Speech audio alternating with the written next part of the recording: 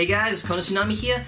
Today I'm going to be talking about being introverted and extroverted in Japan. Now, being introverted or extroverted in Japan carries both their own weights and their own consequences when you're a foreigner in Japan. It's a little bit different to being Japanese and having to deal with either of these, but I'm going to tell you now a story of mine that sort of made it difficult for me to cope in Japan last year when I was going to high school as an introverted student.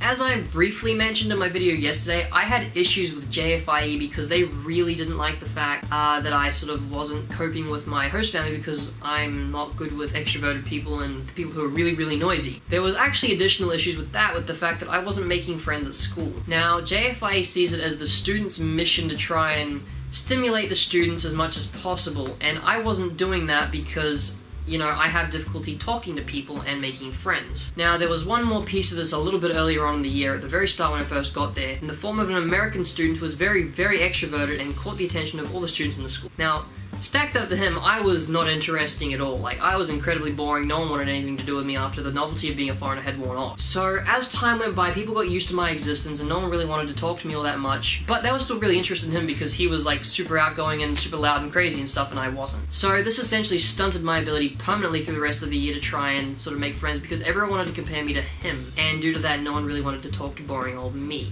As a result, later on, after I'd actually sort of gotten in trouble with JFIE for asking them to sort of do something about my host family situation and asked them if they could move me, possibly, one of the executives came to my school, and she told me that I'd broken a number of rules by doing so, one of which was trying to change host families on my own when I'd actually only asked for help, and another one was failing my mission to stimulate other students in the school because I wasn't doing good enough at making friends. So I was essentially told, you have to go make friends or else we're going to kick you out of Japan. Despite the fact they're supposed to have a 3-strike warning system, I nearly got kicked out purely because of that. Now, I actually had an admittance from a couple of my host families that JFIE is a very closed-minded company, so I wasn't really expecting too much after I found that out, but still, I was very disappointed by the way I was kind of treated simply due to having a personality that didn't fit their mold. People expected me to go make friends because their knowledge of foreigners, they're all outgoing and they're all energetic and we all have to go and make friends with everyone because,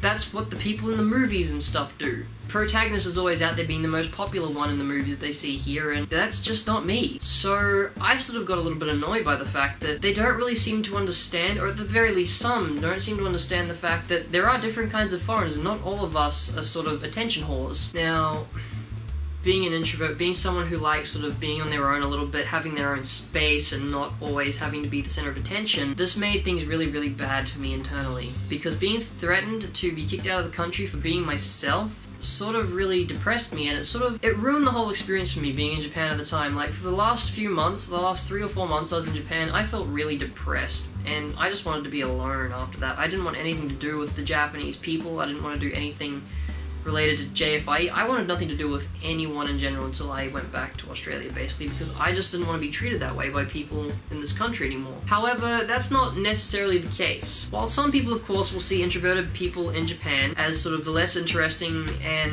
basically the people that they don't really want to talk to that much because they're not exciting and the foreigners they expected them to be, there are a lot of people who really do respect that here in Japan as well. Basically, high school is the place that would be worst for a quiet person, essentially. Because in high school, you're sort of expected to be noisy and to keep up with the crowd. But outside of high school, you've got more options with people that you can socialize with that'll be a bit more accepting of your personality if you're an introvert. I mean, the other night I spoke with a couple of Japanese people who were really okay with the fact that I was introverted. After I told them that, they actually told me that a lot of Japanese people would actually consider that to be better. And I actually agree with this. Now, the reason for this is that I thought a little bit after this incident the other day, after they told me that, being introverted is probably better in Japan, that why would that be? Why would it be better to be introverted? Well, that's probably because a lot of people in Japan aren't too keen on the whole rowdiness of foreigners, out in public. Like, it's good and well in places where it's expected, like maybe at bars and such, but out in public, they don't really seem to want to see that all that much. So foreigners who are a bit more considerate of the surroundings and more introverted and sort of keeps themselves more, a bit more appreciated. So this all really comes down to things like explaining stereotypes and what is expected of foreigners in Japan. We're sort of expected to be outgoing, unfortunately. Like, that's sort of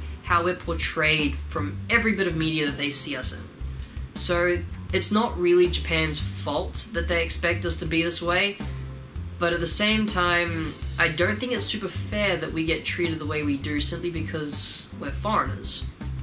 I know this is an argument that's come up a lot of times, and it's sort of detracting a little bit from the meaning of this video, but foreigners are treated a certain way in Japan.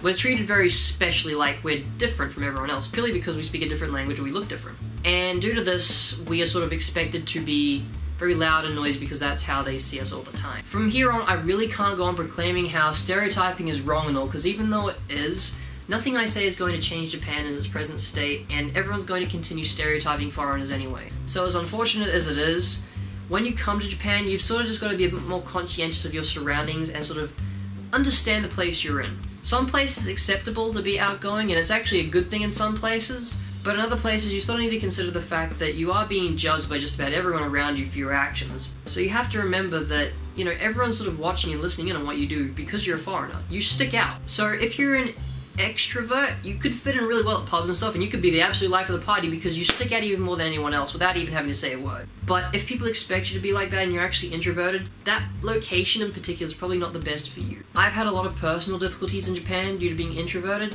but at the same time I've met a lot of great people due to it as well. A lot of people find it easier to get along with introverted people because they're quieter and easier to deal with their personalities. So if you're coming to Japan and you just want to party and have fun, being extroverted is just fine, but if you want to come to Japan and make, you know, a lot more deep relationships with people and be able to make better friends with people and close relationships, I believe, introvert is probably a little bit easier to deal with most people. Of course, there are the crazy Japanese people that are out there that are like, ooh, let's party crazy, let's be with all the foreigners and stuff. But a lot more of them, they're more quiet and they're a lot more okay with being introverted. Personally, I feel like you forge better relationships as an introverted person in Japan simply because people sort of understand you a little bit better. But that's just my opinion and pretty much my own experiences. So if anyone else has had other experience or disagrees, that's fine. But this is all just from my personal experience and everything I've dealt with myself up until now. Which, of course, it all depends place to place as well. But in general, basically, you can come to expect certain things depending on where you live. I just want to address one thing right away. This may seem like a really uninformative video complaining about how Japan treats foreigners, but trust me, it's not. There is an important underlying message to all of this. While it does upset me the way that some introverted people are treated in Japan and adds bias to my case, there are, of course,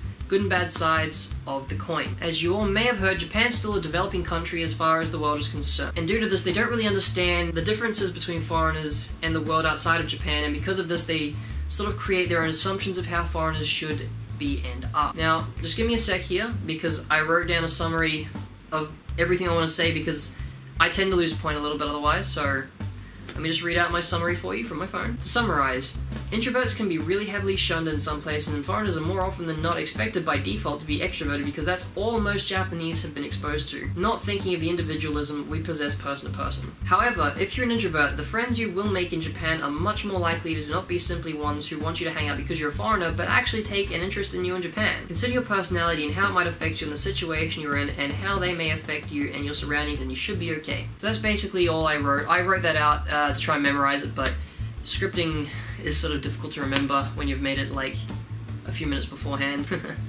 Anyway guys, I hope that, you know, this video has been a little bit more informative for you on how introverts and extroverts interact with Japanese people a little bit.